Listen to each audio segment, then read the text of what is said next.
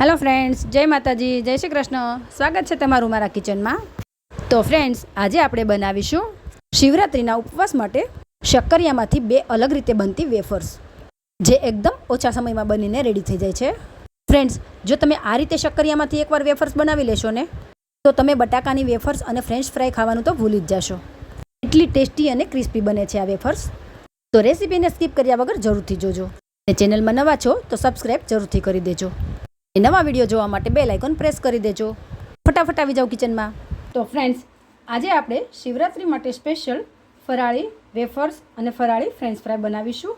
એના માટે મેં અહીંયા વજનમાં 300 ગ્રામ જેટલા આ રીતના શક્કરિયા લઈ લીધા છે. અને અહીંયા આપણે ફ્રેન્ચ ફ્રાય અને વેફર બનાવવા માટે આ રીતના જે જાડા શક્કરિયા આવે તેની જ પસંદગી કરવાની છે. હવે આપણે શક્કરિયાની છાલ કાઢી લેશું.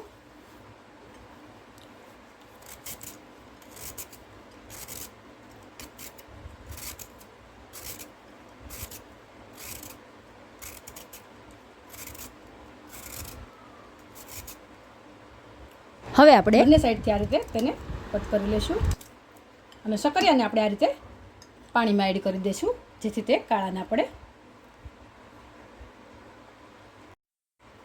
એ જ રીતે આપણે બધા શક્કરિયાની છાલ કાઢી લઈશું. તો ફ્રેન્ડ્સ, અહીંયા મેં બધા જ શક્કરિયાની છાલ કાઢી લીધી છે. હવે આપણે વેફર માટે એક શક્કરિયાને આ રીતે લઈને કોટનના આ રીતે કપડાથી એકદમ કોરું કરી લેશું. અને શક્કરિયાની આપણે પહેલાં વેફર બનાવીશું. તો શક્કરિયાની વેફર બનાવવા માટે મેં આ રીતનું જે મશીન આવે તે લઈ લીધું છે. તમે ચપ્પુની મદદથી પણ બનાવી શકો છો.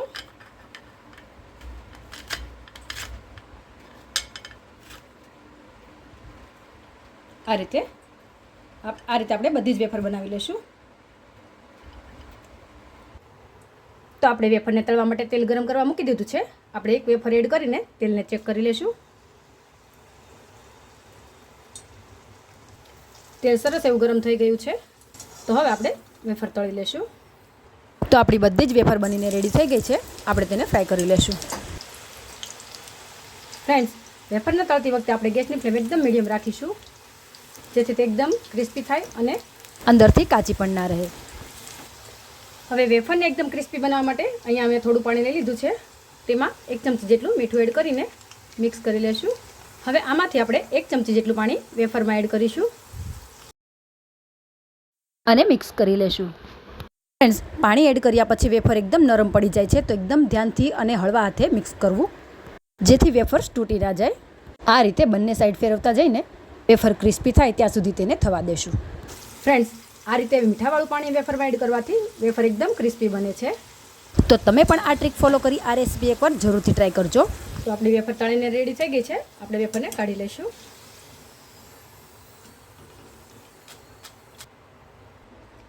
તો ફ્રેન્ડ્સ, આપણી બધી જ વેફર તળાઈને રેડી થઈ ગઈ છે. હવે આપણે ફ્રેન્ચ ફ્રાય બનાવી લઈશું.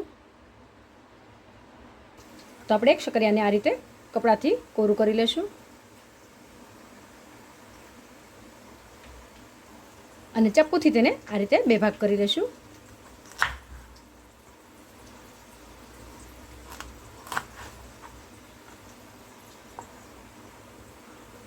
અને આ રીતે તેને કટ કરી લઈશું.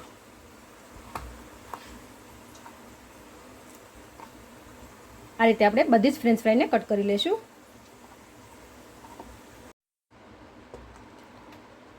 તો આપણે બધી જ ફ્રેન્ચ ફ્રાયને કટ કરીને આ રીતે રેડી કરી લીધી છે.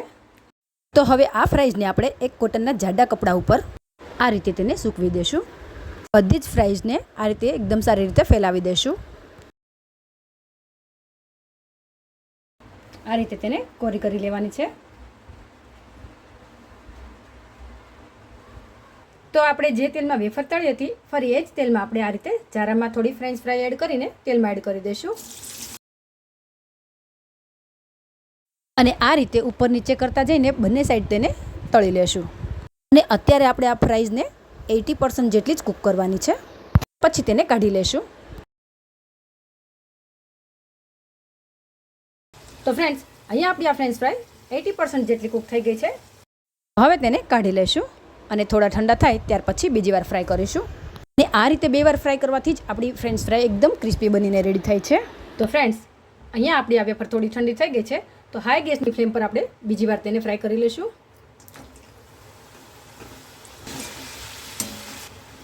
તો આપણી ફ્રેન્ચ ફ્રાય સરસ એવી તળાઈને રેડી થઈ ગઈ છે, તો આપણે તેને કાઢી લઈશું.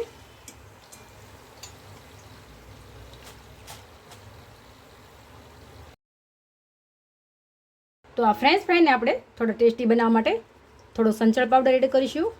તમે સિંધો મીઠું પણ એડ કરી શકો છો, અને થોડું લાલ મરચું પાવડર એડ કરીશું, અને એકદમ સારી રીતે મિક્સ કરી લઈશું. તો ફ્રેન્ડ્સ, તમને અવાજથી જ ખબર પડી ગઈ હશે કે આપણી આ ફ્રાઈઝ કેટલી ક્રિસ્પી બની છે. તો આપણી સુપર ક્રિસ્પી અને ટેસ્ટી ફ્રેન્ચ ફ્રાય રેડી થઈ ગઈ છે, તો આપણે તેને સર્વ કરી દઈશું.